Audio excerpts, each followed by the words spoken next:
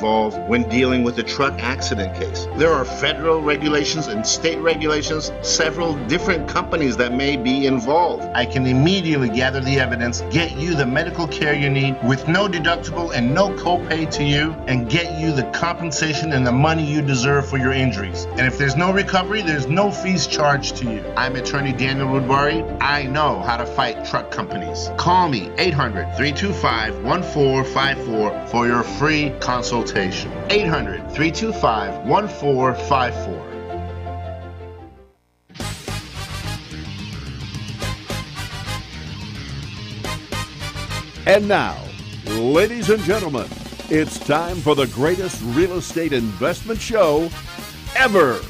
Here's the flip-flop investor himself, Todd Bayer. Hey everyone, how we doing out there today? This is the Flip-Flop Investor Show, and I am your host, Todd Bayer, the Flip-Flop Investor himself. What we do on the show is talk about real estate investing here in the Inland Empire. Really, we talk about it anywhere, but since we're in the Inland Empire, we're talking about it here today, as we do every week. If you're new to the show, what we do is bring on a local expert, or sometimes we bring on a local newbie that wants to get into real estate investing, but we've been following kind of a theme all year. So in January, we started with investing. We kind of wanted to follow the life cycle of a deal throughout the whole year. So January, we focused on setting goals, which is typical for January. And then in February, focused on business planning. How do you structure this business? And then in March, we focused on we focused on, oh man, why can't I remember? Acquisition. I think that's the one. That's the word I was looking for. No, it was deal finding. March was deal finding. April was acquisition, and oh gosh, I don't even know. I should have wrote these down. Don't do it. Yeah, we can't start now. We can't just start preparing for these shows at this point. Anyway, now that we're in May, we're talking about offering. And if anybody here listened last week, the show was hijacked. We had my partner Steven and one of our office ladies, Selena. They came on the show because I was at a field trip with my son down at the San Juan Capistrano mission on a field trip. So they came down and hijacked the show. I told them just to replay the previous week's show, and they surprised me. So you were at the San Juan mission? The San Juan Capistrano mission. I find that hard to swallow. Yeah. That's a good pun. For anybody that's ever been down there, they know that's where the swallows of Capistrano return. I get to learn all about the little mud nest they build and everything. It was a tremendous experience. If you've never been on an elementary school field trip, I definitely recommend you do that. I prefer deal offerings, trying to figure out how to write an offer better than dealing with the 7-year-olds. Yeah, it was. How old? 8 or 12? They were like 10-year-olds. And I had 7 boys in my group, so buckets of hormones. It was really easy. Let's just say it was extremely easy. Me being such a tremendously great organizer of people. Really? Yeah. Actually, there was only one boy that was, somewhat misbehaving, and I just. And once you kicked your son in the tail, you got it all worked out. Just had to smack him around a little bit and say, you know what? Yeah. So what you're saying is if I get really good at making offers and I do it properly, I'll be able to take the day off and take my kid down to the beach? You could, yeah. You could be just like me. Best part of our job. Best part of our job. It is the best part of our job, I was able to take a day off from the radio, which, the people here at NBC they are no joke. If I try to take a day off, they just let me have it. I saw the marks. Yeah. I'll recover one day, but the wounds will never heal. Anywho, so thank you, NBC, again, for that week off. I really appreciate that. That was a good day. With me today, I guess we should talk. You've already been talking for a while, but for those of you that already probably know him, this is the man in charge of the Keller organization. This is Jim Keller. How you doing today, Jim? Hey, Todd. I am doing fantastic. Thanks for having me. Absolutely. Thanks for having me. And I know it's always really easy for you to get away from the office because, this flipping business that we're in is so easy. I know we make it look easy all the time. And it's on the way over, I did a good 45 minutes, thank God for traffic with Todd. I owe him, what does an analyst get nowadays, about $300-400 an hour? I owe you a few. I'm buying afterwards. Oh, is that? Okay. It's a great way to make a living. But it's a lot more than that. And I know you guys go through your growing pains and trying to figure out what to do. And I know that if it was as easy as making an offer for a product, and this would be an easy business. And that I guess that's probably how I would like to talk about offer making, is to realize that it's just kind of like one of the boxes of the mini that you have to check off. And I think it's not complicated. If you've done negotiation was the one we covered in March, because you were here for that. We went over negotiation in it might have been April. I don't know. Check back on the podcasts and look back, but we went over negotiation. And so that's sort of the precursor to offering. Yeah, and I think it's nice the way you've kind of compartmentalized all of this stuff, because it really, I was talking about really, I'm a one-man shop, not really. I've got my daughter and my wife that work with me, and I have a finance expert that I work with, and the two of them, they're a couple. They help me out of a lot of troubles, but for the most part, it's me, the one that's pushing the ball up the hill every day, and.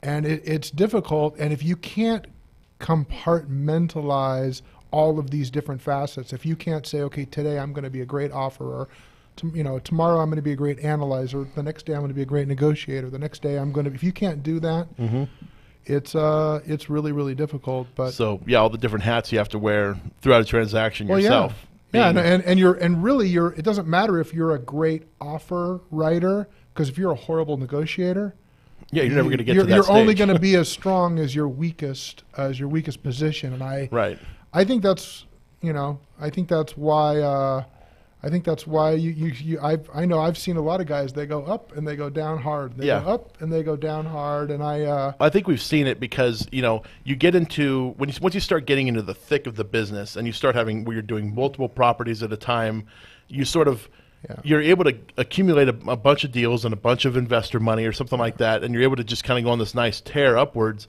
But then all of a sudden, you stop one of those. You stop looking for deals, or you stop looking for more money, and then when you sell some of those deals off, and you're like, okay, I need to go, I need to find more investors. I'm still bringing in all those deals, but I'm not able to fund them. A good team that I know really well were just telling me a couple of days ago that it had been a year since they'd done an investor meeting, and these guys are really good at what they do, and it's hard to kind of keep yourself under the gun and keep all your stuff current and so on and so forth. It's not easy. Well, I'll take credit for being one of those guys that you're talking about that was having, we hadn't had a meeting with an investor, a new investor, for over a year. It's just one of those, we kind of stopped focusing on capital raising for a little while because we were keeping our acquisitions at a fairly even clip. But once we've increased our company a little bit, we've increased our infrastructure. Now we're bringing in a few more deals. Now we need to have some more investors, and we, sort of put the horse before the wagon. And you were talking to me about the one of your guys, one of your equity investors who gives you, I would imagine, hundreds of thousands of dollars. Saying, hey, I'm going to take a little off the table and go with the $300,000 or $400,000 that you made him. He's going to go buy a property in Hawaii for himself. Yeah, good for him. Good for him. But now there's a hole in your machine, and it's. I think that's probably. It's not that you've done anything wrong. It's not that you're doing this business improperly or anything like that. But all of a sudden, just the everyday cycle of life, it's sort of like it makes things difficult. I'm thinking of getting a degree in psychology. There you go. If we just talk a little bit longer, I think I'll be there. How does getting a degree in psychology make you feel? Exactly. I'll tell you how it makes me feel. It makes me feel like I need to write offers better. I need to be able to write offers for these properties better and more effectively. And I'm trying to buy a new car for my wife. Okay. A used car for my wife. Very nice. Okay. Exactly. I'm not a new car buyer. She can have anything she wants off the CarMax lot. Well, no. So I went to what is it, Car Guru?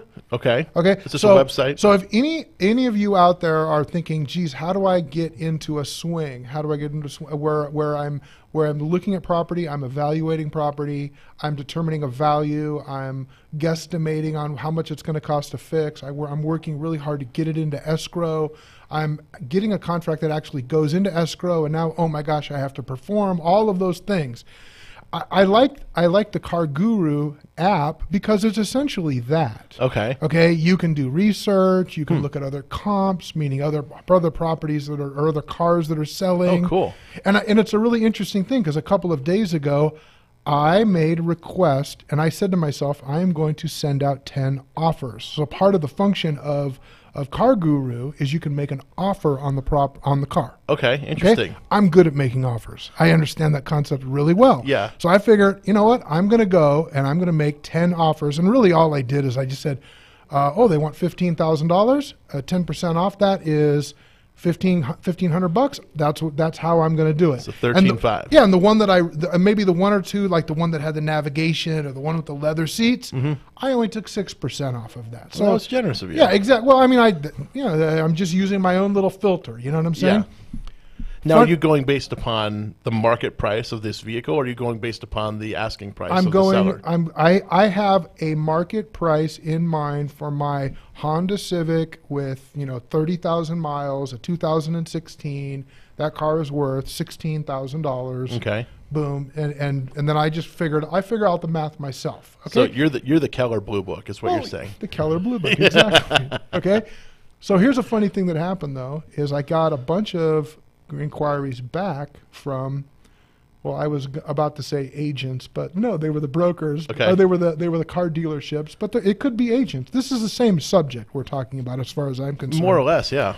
And they were really slick and kind of cool because they all said, "Thank you, Mr. Keller, for the inquiry. And in an attempt to save you time, is there any specific questions you can answer?" Well, I already asked a specific question. And so now I'm, in my pajamas there at the house in the morning, and I've got a whole email full of, all the essentially just inquiries. And all they want me to do is, I guess, come in and talk to them. Sure. Well, I don't want to come in and talk. I want to buy a 2016 Honda Civic with 30,000 miles. I want it to be white. I want it to have leather, and I want there to be a navigation screen. That's really all I want. Okay? So I don't need to talk to anyone about it. And I thought that this Car Guru service was something that could help me do that. But there's a flaw in it because the people that are advertising, and they pay a lot of money to be on those sites, they're not using it properly. Okay. They're not using it properly. And I'm saying all of this because how many guys have you run into at the Inland Empire Real Estate Investment Club? It's a good club. When I've been there before, I mean, I've been to almost every meeting, and there's a lot of people that come to me and say, "Hey, I got this property. I don't know what to do with it," and essentially, it's a lot like this Car Guru situation. So they've done all this work. They've asked the right questions. They've evaluated the property. Most of the people that come to me with these deals, they're either horrible deals and they're not of any value at all, or they're fantastic deals, and I don't want anyone to know about them because I want the deal. I want to knock it out. Yeah. So just like with Car Guru, they seem to drop the ball at that point in time. So here it is with Car Guru.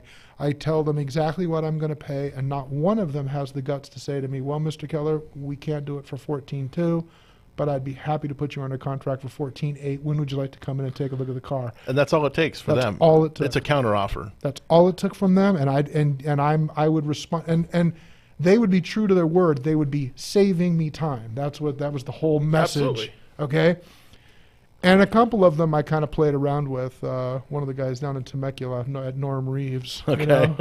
I was like, hey, your slogan says you want to save me time. No, your pitch. That was the word I used. Yeah. Says you want to save me time, but you haven't answered my question. And then he's like, well, what's your question? I'm like, no, I don't know what my question is to you because I answered a bunch of ads and I can't go back in the app and figure out who I sent what to. Yeah. So it's on you. It's just interesting to me because it's a lot like the acquisitions or the contracts or the putting together a deal that I see out here. A lot of, just like we're saying, there's a lot of balls in there, and the people they won't close out one topic and go to the next and go to the next. I know I'm on a tangent here, but I'm really. But I think this is a big part of what we do. People spend too much time worrying about stuff they shouldn't be worried about. And the reality is all you have to do is just get a contract going with somebody. And even if it's it's that simple. And it's, I guess the funny thing is that when we make an offer, that's almost like we're at the middle of negotiations. Negotiation starts, at the door, let's just say, when you're buying a property. It starts with the initial conversation with the seller. You're talking about, how many bedrooms does it have, that sort of thing, right? And then you get into it, and you can say, I could probably offer somewhere around $100,000 for this place, and close within 15 days. Let's just say that's your offer. But I still need to bring my contractor in, but I don't want to waste his time. So if you guys aren't interested in $100,000, then I don't need to waste his time coming down and inspecting the property, right? So yeah, it's like you make offers to where the margin of error is going to increase, and as time goes on, that margin might get a little smaller and smaller and smaller. Mm-hmm. But you've had enough time to do the due diligence and the discovery to be able to swallow that 40-pound gorilla or 500-pound gorilla, mm-hmm. because you know how many bites it's going to take. You got 5 other guys that might help you do it. Sure. So on and so forth. And I wish that I think people just they're what's the term where they want instant gratification. So they want to be able to make an offer and then, oh look, I'm going to make $200,000. Yeah. Yeah. I mean, and it just doesn't. Unfortunately, it just doesn't work that way. Just a couple of days ago, I was out with Todd Dominguez down in Palm Springs, mm-hmm. and I've got a couple deals going out there. He's got one that he's finishing out there. Yep, I just saw it. Yeah, beautiful. Didn't you love that floor? Well, I know the contractor. And he did a good job. He did a real good job. Yeah. It was nice. So Todd had a deal that he wanted to close on, and they're for whatever reason, he's not going to close. That's happens to all of us, mm-hmm. Okay? So I was like, yeah, this looks like something I would be interested in getting involved in. So I called the agent, and you would have thought that we were doing surgery on infant children, brain transplant. The guy made it so difficult. It was so funny, and I made him an offer, and he goes, well, I got many offers above that. And I'm thinking to myself, well, you just canceled. I mean, even if you have got a many offers, you're not too good at choosing a buyer. Yeah. With respect to Todd, I mean, Uh-huh. And I'm saying it's like close the deal. You don't get paid if you don't close the deal. And I just went, okay, no problem. What else do you have? And you should have seen the look on his face, like you're not going to argue, you're not going to grovel, you're not going to. Yeah. Yeah, and I think that if everyone listening, when it comes to actually writing an offer and figuring out what it is, my partner Ron Hawk says it really well. He says all of a sudden I drove. He who cares least. He who cares least wins. Yep. Yeah, and I don't need these things. I think that's probably the biggest thing that I've been able to figure out is I don't need the houses, and in writing the offer, I don't need the house. And you have to write the offer like that. Mm-hmm. You have to really understand what you're there for. I'm there only to get a return on my capital. Right. Okay? The houses stink. I hate them. They're a pain in the tail end. No, really. I mean, aren't they? I mean, it's like buying a boat. The first day you buy it and the day you sell it, and that's about half the jubilation as the best day you ever have on the boat. Yeah. And I know that from personal experience. The day you buy it, the day you sell, absolutely. Yeah, because I remember the best day we had on that boat. My father-in-law used to have this beautiful 45-foot, marine trader. Uh-huh. It was a beauty. It was just such a great boat. And I remember the first day he bought it. I remember this look on his face. He was so like, Jack, this was a lifelong dream for a 8th grade dropout multimillionaire. Okay. He just did it right. He's a hardworking guy. Mm-hmm. And I remember our best trip was we were out for a few days, and we ended up in Catalina, and man, just all the crap that happens, like the anchor got stuck on the rocks. Yeah. And, just like all those things. It's not a bad thing. It just was a pain, and and then sounds like it was a pretty rough trip. It took a few days to get to Catalina. Well, no, we were going around a couple of places. It was fun. It was nice. Okay, and then on the way back, the autopilot went out, and these are things that happen. These are first world problems. You realize. Well, I mean, the autopilot on my yacht went out. I'm sorry, Jim. Todd, I'm terrible. I live in this world right here, man. I know. Yeah, I'm not I just know that we got people listening right now. They're like, "Oh, my anchor got stuck on a rock." Is that it? No, you know what I'm telling you right now? I'm telling you right now. If you flip houses, you're going to have the same problems. It's not an anchor. You know what it is? It's somebody poured concrete down the drain. Oh, that's fun. Yeah. It's, or somebody moved into your house after you've just finished demo or something. I know you've seen the picture of the hole in the roof on that $1 million property I have in Upland. When the contractor called me, and I was like, the bathtub must be on. No, that was water going through the hole in the roof, ruining the floor, ruining the cabinets. Newly installed floor. Mind you, yeah. Oh, yeah, no, I saw that. Yeah, those are first world problems too. Sure. Okay. Well, but that's the business we're in. Right. That's the business we're in. That's what we do, and I think that instead of and I know you were kind of joking about that being is it first world? First world problems. First world, yeah. I know you're joking about that, but that's where we live. This is like I think for me coming into reality is hard to do, and when you're talking about writing a contract, when you're talking about putting something under contract to go in, that's really what we're talking about. We're talking about you got to understand law. You got to understand like simple things like I was out in Palm Springs, and I was battling with this lady. Mike was with me. Okay, Mike was with me, and my dad was with me. And my dad is a little less mobile than he was. I probably would still be out there messing with this woman if my dad wasn't there, but I had to get him back. And in the end, I ran out. I went to the bank. I picked up $500. I made a copy of the $500 on a piece of paper, and I wrote, by accepting this money, I agree to all terms and conditions listed below. And I wrote them out, and I tried to get her to sign it. Now she wouldn't sign it, but I have a contract with someone I give consideration to. I have a contract that can't be broken. And really, I was doing that because I was afraid somebody else was going to come in and kind of snake me and get and offer her $500 more. Yeah. Because most of these people don't have a word. They don't put their hand out like they used to and shake and say, "Yeah, we're doing the deal." Yeah. For $500, they'll drop you off at the park. So that's happened to me multiple times in the past. So it's better for me when I say, hey, you're the new buyer, not me. Have her show you the picture that has the Ben Franklin's on it. Okay. Yeah. You see what that says? That means I'm the buyer, and you'll lose every day in court. Go away, please. Right. And I mean, I've had that conversation before, but that's just understanding the deal like that. It would be a good thing for some of the novices that are out there that maybe haven't done this as often as they can. And I'm not telling you to do that trick. That was something that I had in my bag of tricks that I thought would work for her. It ended up not working, to be honest with you. But I did end up getting the house. It just took a couple more days. Yeah, and a couple more other attempts at something. A couple more attempts, and actually that particular deal, there was an agent involved, and the agent, she tells me she's the one who negotiated, the Louisiana purchase. I mean, she's the smartest person in the world. Right. That's why she's earned her commission, undoubtedly. It just wasn't quite as apparent to me in the dealings I had with her.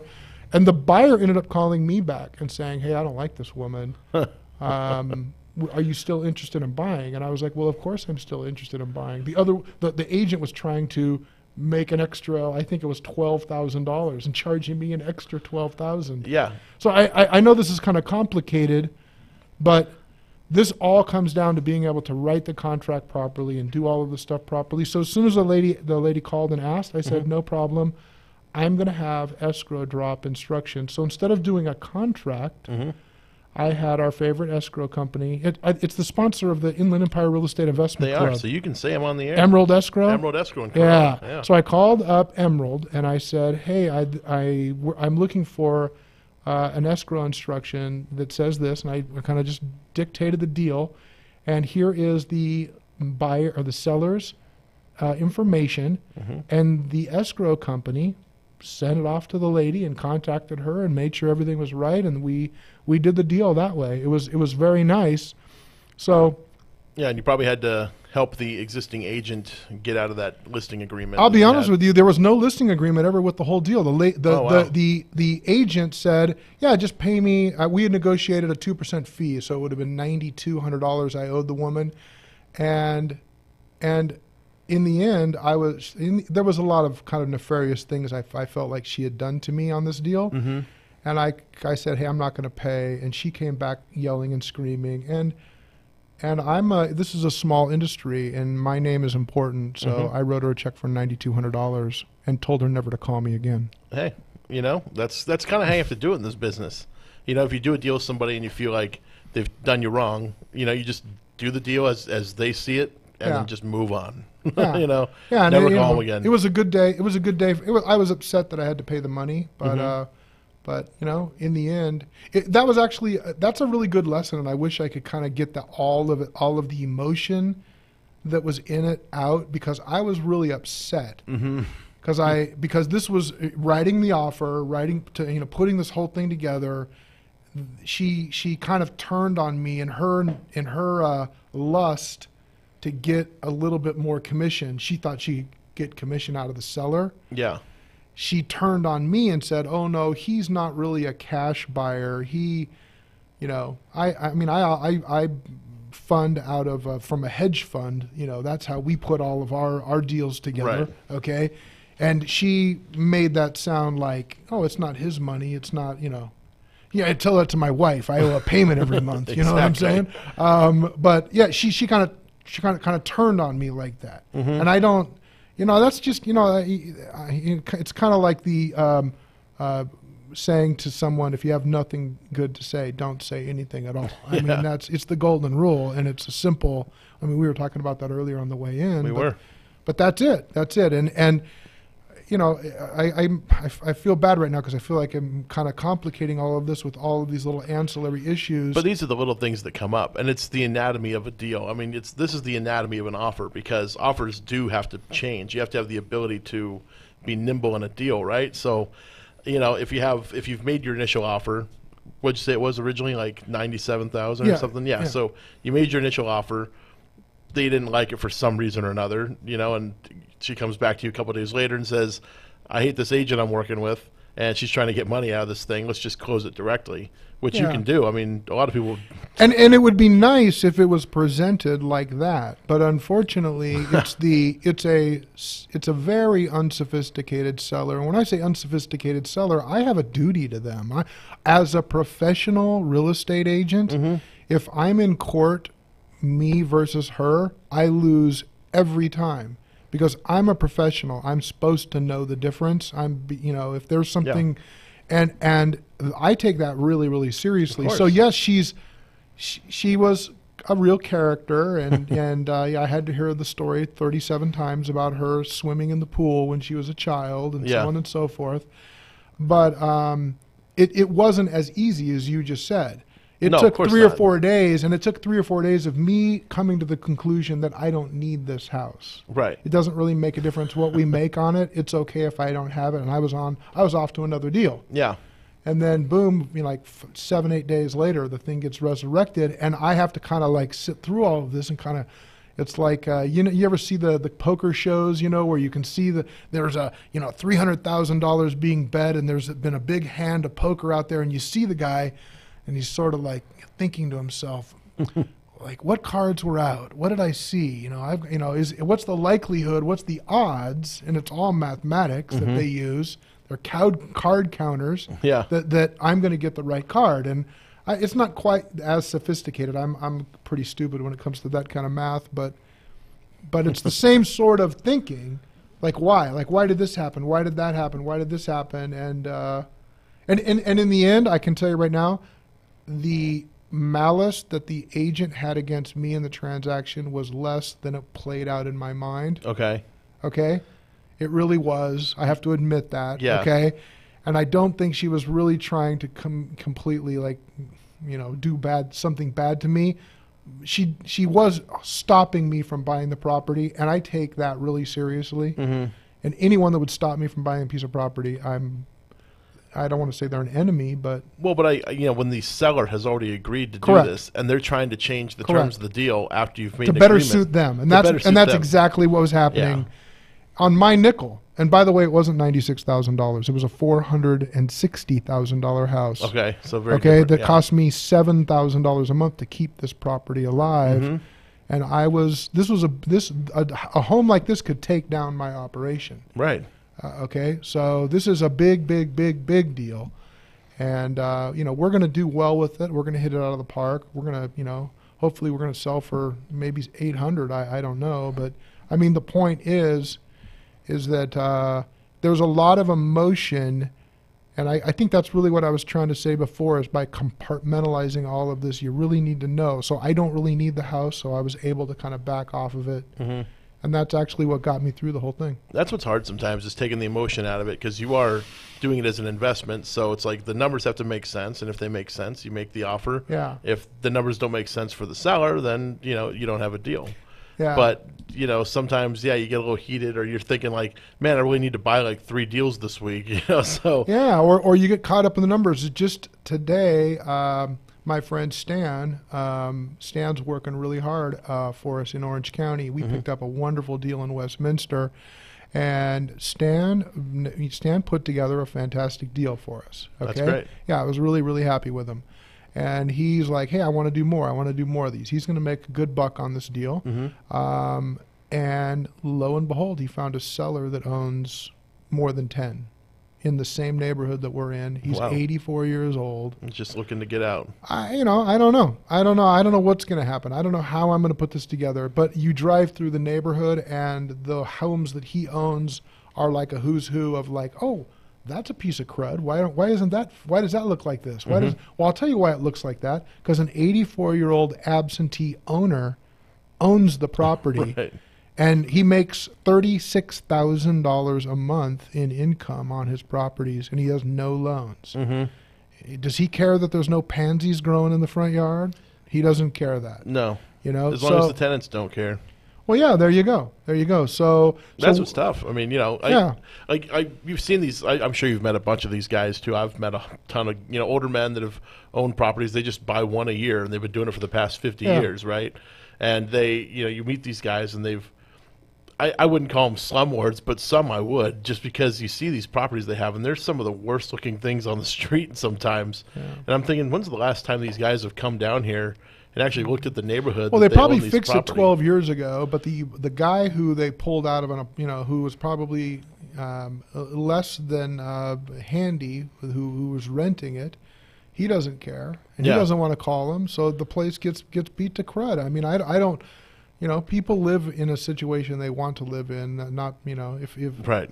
For the most part. I mean, sure. I don't know. I mean, yes, are some slum lords, but, I have a friend of mine who owns a 20-unit building in Riverside, and I would call it a slum. The place is horrific. I don't know how you could own this place, to be honest with you, but my buddy does a good job with this property. And the rents are $875. Okay, so and he lives in Riverside. To live in Riverside for $875, that's pretty good. That's your option. They pulled out the plants and they put concrete. Yeah. And they didn't even screed off the concrete. It's just sort of jagged. Yeah, I mean, I don't understand it. I couldn't. My family doesn't live like that. Yeah. And if I could only afford $875, I wouldn't live in Riverside. Right. I would have to move to Reno or to where Albuquerque. I don't know. But the point is that the people that are out there are negotiating with us. So I'm making an offer. I'm trying to bring this back to us making an offer here. When you're making an offer on a piece of property, okay, you have to have a willing seller. Mm-hmm. And you have to have a willing buyer, myself, okay? And there has to be some kind of a consideration. So I have to be able to give something to these people, okay? And for that, they're going to give me a contract to purchase the property. They're going to say, yes, for this amount of money, you get the property. There's usually an escrow period involved. Sure. Okay, and in that escrow period, what I've learned, and this is probably the most important part about writing contracts or writing offers. So your escrow officer will never write a contract for you, ever. No. That's not their job. But the escrow officer will not be able to close on a transaction that is improperly, okay, if it's not done properly. I didn't say legally or... there's this kind of a fine line. I'm trying to figure this out here, okay? Yeah. They're not there to instruct you. They're not the deep pockets as to, hey, this is done right or wrong. No, they're a middleman to make sure all the things that were promised are delivered from both sides. sides. So as long as you can articulate that, as long as you can get that out, and it's why It's why having an agreement up front is really not a bad idea. I know I was talking about sending it right to escrow, and and to be honest with you, in the end, that ended up biting me because the lender wanted to see a executed contract. Okay, yeah, that makes sense. Most lenders probably would want to Yeah, see they that. wanted to see an executed contract, and to my own defense, that's part of. Even if I'm going to do an escrow, even if I'm going to go right to escrow and send it out, I'll accompany it with an agreement. And when they're signing the escrow papers, they need to sign our purchase agreement. Agreement. And that makes sense. I can completely relate. I've been in that situation plenty of times before. Yeah, and our friend LH, the lender I'm talking about, they had a hard time with that transaction, and I'm thinking to myself, as an investor, I'm like, I'm going to sign on the dotted line. This is what we want. I've got escrow instructions that says this. What do you mean? Right. You need a purchase agreement, but they have rules. We got to operate within them, and I think that's probably the hardest part of writing an agreement and putting something under contract is writing the offer. And I don't mean just I met many guys at the club that just write offer after offer after offer after offer. That's not what I'm talking about. I'm talking about writing something that you can actually get into escrow. What are some of the tricks that you have that you like that kind of ensures that an offer is going to get accepted? Do you have something like that? I mean, we're a big fan of simple English. We don't like the contracts with all the legalese on it. I'm sure the attorneys would probably disagree and think that all that stuff's absolutely mandatory, but we like simple contracts. So we actually have a bullet point purchase agreement. I like it. And it has actually stood up against an attorney that we were buying a property from a trust, and the trustee on that property was this attorney. He was the trustee for the family trust or whatever, and not part of the family. He was the family's attorney. And yeah, he was the one that reviewed our purchase agreement. This was for a property. The first time we used this thing was for one out in Diamond Bar. Oh, yeah? And yeah, this attorney looked at the bullet point contract that we'd put together, which, And he laughed when he saw it, and then he went, hey. Yeah, he laughed, but at the bottom of it, he, we signed it. At the bottom, he signed it, and well, there you go. Lo and behold, we have a contract, took it to escrow, and, and that means he agrees, because if he didn't agree, he wouldn't sign it. Yep, he agreed. He said, looks great, everything's there. I'm sure if this thing went to court for some reason, maybe our position wouldn't be as solid as maybe one of those legalese contracts. But when we're sitting with a seller that may not be as sophisticated as we are in real estate, they don't want to hear all that stuff. They want the simple, this is how we do it. We're purchasing it for this much. We're going to close escrow by this date. This is how much you're probably going to receive net proceeds, which we can break it down to them some way. I have a page and a half contract. It's called a simple contract, simple real estate agreement. And you can fill in blanks on that one. I know that might sound ridiculous, but it doesn't, because it's simple. Everyone understands it. I know that contract backwards and forwards. I've presented it so many times. I can do it to you upside down. Oh, look, that's where that is. That's where this is. That's where this is. Yep. Which reminds me very much of my days selling new homes. That was a 100-page contract, very, very complicated. Well, it was a real mess. Like a current. Yeah, it was a real mess, and we had to, and every deal. I've literally done 10 of them in one day, where you just don't stop. You just, the crew is bringing in another person to write a contract with. You got a box full of pens down here, so. I've done it just like that, but the reason why I'm talking about it like that is that you got to understand that I know Todd has dealt with hundreds of contracts. I know I've dealt with the same hundreds of these kind of deals, and and for someone out there to think that they're hey, I'm thinking of getting into the deal, I get into the business, and my neighbor wants to sell me the house. I think that you're selling you're biting off more than you can chew if you think you're just going to come out and write it out. Now, with that said, I didn't say it was impossible. Right.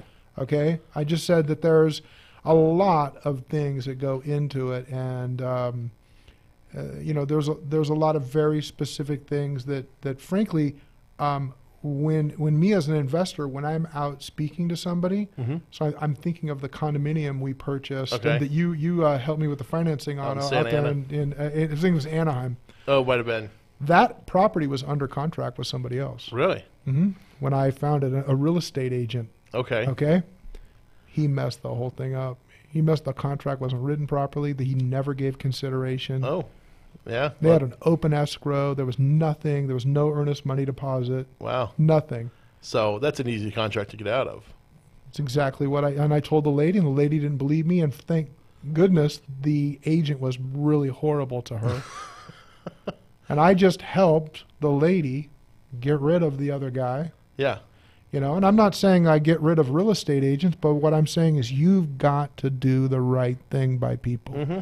You've got to do it properly, not because you're tricky or sneaky or anything like that. You've got to do the right thing by people. And he was, that was the deal, I think, where the guy was charging her a 10% commission. Can you imagine in any world, this was I think I remember 5 years ago? Yeah, this is a little while ago. Yeah, this is 5 years ago. And so this guy it was a $250,000 purchase at a 5% commission. He was double ending it to his own company. I mean, come on. It's just so ridiculous. And he charged the lady a 10% commission, $25,000, and he didn't secure the contract.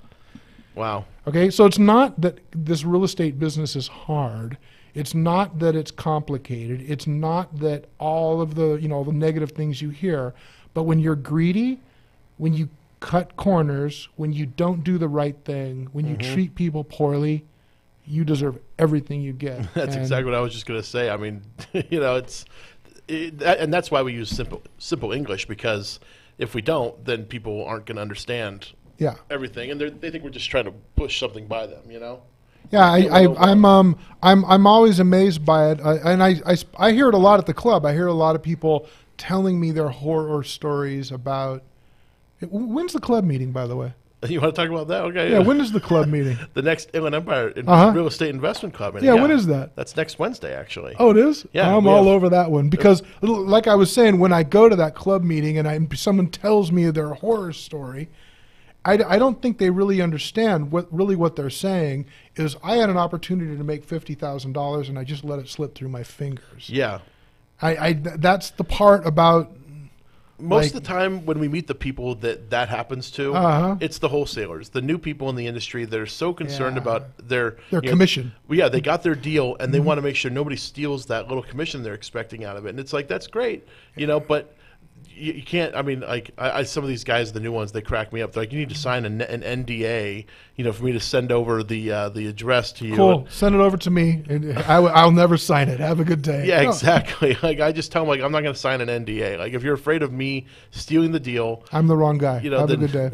Then I'm like, you know what? If I steal the deal from you, I'll tell you what. You come to the Real Estate Investment Club. You get on stage and Todd's a thief. Todd's a thief. He stole my deal from me and didn't pay me commission. I'm not that stupid. Like I'm not going to throw my reputation down the drain over a $5,000, $10,000 commission that you're going to make. Yeah, and I think that's. This is actually, I think, like from my point of view, this is probably the most important part of writing that offer. I get a lot of these guys, a lot of new people that aren't. I understand if you don't have 100 deals underneath you. I understand being concerned or being cautious about what's happening, but not saying to yourself, okay, if I had to choose between Jim or Todd as to who I'm going to trust, whoever that person ends up being, by all means, you got to be in 100%. You got to say to yourself, hey, I'm going to make. I choose him because I know he's going to make this happen. I think that's why people do business with. I know with me for sure. I know that's the reason why I do business with you guys. Is because when I think of the first deal we ever did, I never really realized how close you weren't there to having the money to do the deal. Yeah. But in the end, you guys came through. Yeah. And that's the reason I'm sitting here with you guys right now. I'm not saying it would have soured us completely. I don't know. Right. But in the end, you guys came through. You had to jump through some major hoops. Sure. And that's how it is. That's perseverance. That's how you make it in this industry. It's just having perseverance to push forward. Yeah. We knew it was a good deal. We just weren't talking to the right people that wanted to put money out. So eventually, after we called enough people, we finally found the right person that wanted to put money into that deal. and we got it funded. Because, Well, that's the exciting thing. I see Selena out there on the phone cold calling people. Yeah. Okay. Well, what an amazing. When you said, "Oh, she's cold calling," I was kind of jealous. I was like, "Oh man, I would love to do that with some people that work with me. It would be really a lot of fun." Because you have to get yourself out there, and so all of these people making offers, and they're not having any luck with it. And I hear that one a lot. I've wrote so many offers, which I don't know how many they actually wrote. Right. I would hope. I usually tell them, I hope you're not actually writing all these offers out. You know, that's a good one. I got to add that one to it. Well, because we don't write up every single offer we make. Probably 80% of them are verbal. You know, I would agree. You know, it's a verbal offer. We say this is where we are. Mm-hmm. If that sounds like we're in the realm of possibility, we'll write it up. We'll make it a formal thing. But otherwise, I don't want to waste your time. Actually, I would say, will you write it up? Yeah, exactly. Yes. You know what? My handwriting isn't so good. No, I would tell the agent or the person. Yeah. You write it up. You know, of course. I think it's the best way to do it. I actually like the separation. I like the. It's nice, except for sometimes you get those agents where if they are double ending it, they have a real hard time actually being, representing both sides, both parties. I know in most cases they're usually more dedicated to the seller, and I can't necessarily fault them for that because I think the sellers are usually, especially when they're dealing with us, they're a lot less sophisticated than we are, so they probably do need a little more protection. But it's not that we're trying to screw them over, but they don't know that. If they don't know who we are. No, I'm not so much advocating for handing off my responsibilities to others. What I'm really saying is that there's a good way to use the professionals that are out there. When I say use, I mean use them so they make a check. Mm-hmm. Okay, and when I was an agent, and it was a few years ago, but one of my mentors told me to source. I think I sold 31 homes that year. Wow. So I sourced where my 31 homes came from, and I did 9 deals with my old friend Molnar. He was a lender, and he paid for a lot of my advertising. He did good for me. Mm-hmm. Okay?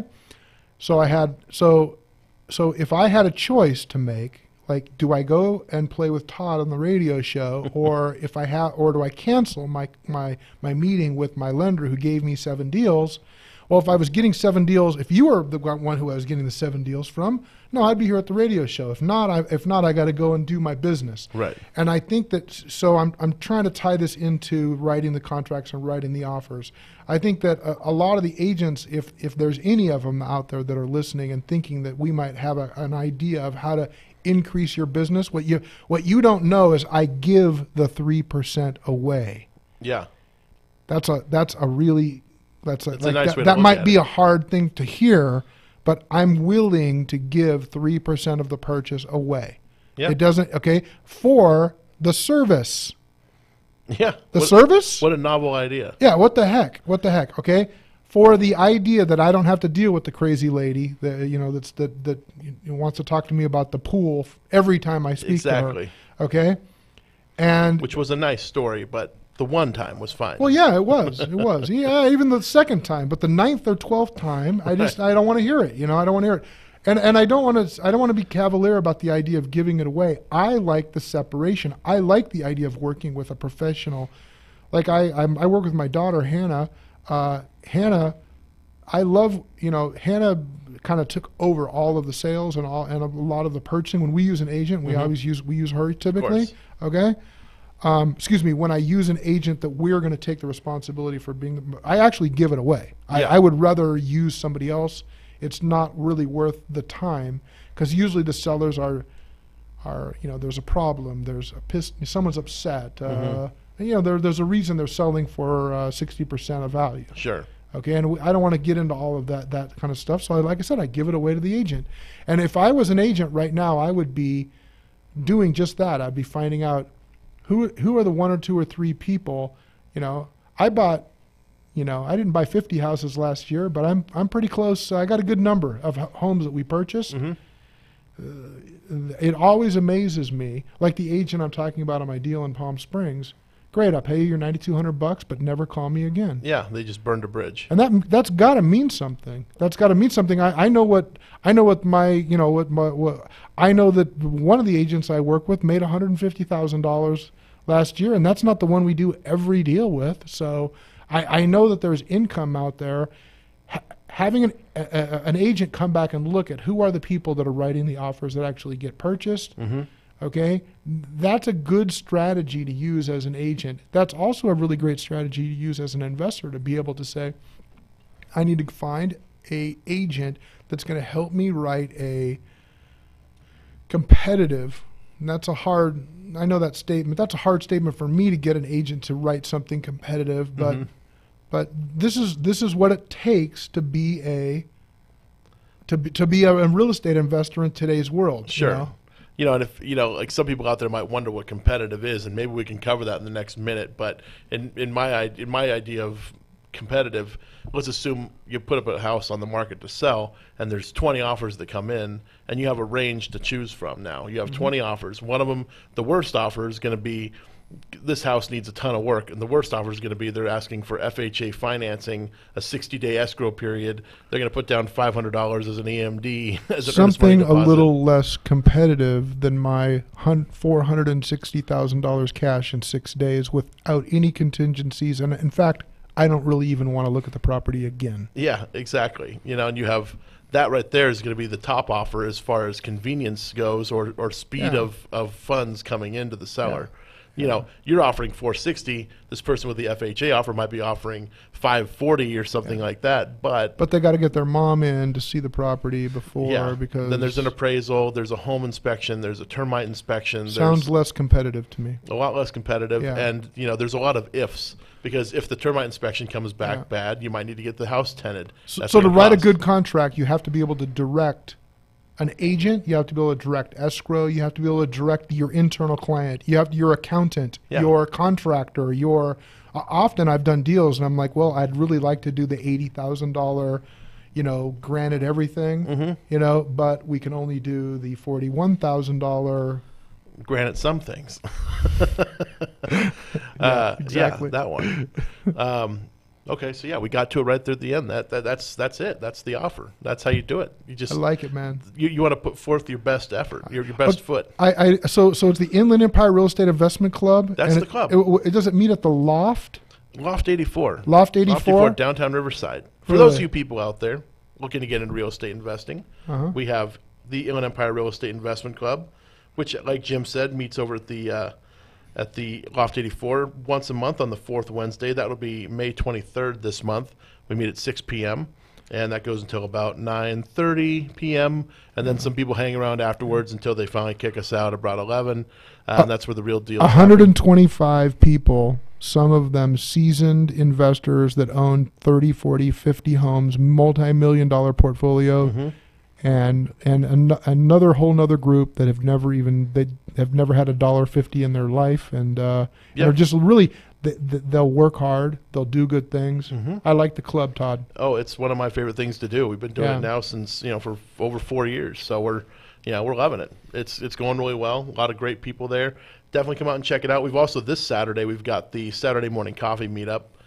So if you can't make it out on a Wednesday night, or if you just can't get enough of it, come out to the Arcade Coffee Roasters in downtown Riverside. That's off of Chicago and University. Yeah, I think if you're looking for a little more intimate conversation, if you're looking to really get close to people, that's a really great way to do it. That's the place to do it. And if you like, hipster coffee, that's the place to be. Arcade makes, they you know are the exact, such a millennial, I swear. Hipster coffee. It is hipster coffee because they know the exact temperature that this bean is ideal to be boiled at. They just know how to say it. It doesn't mean anything. They got Come it all on, there.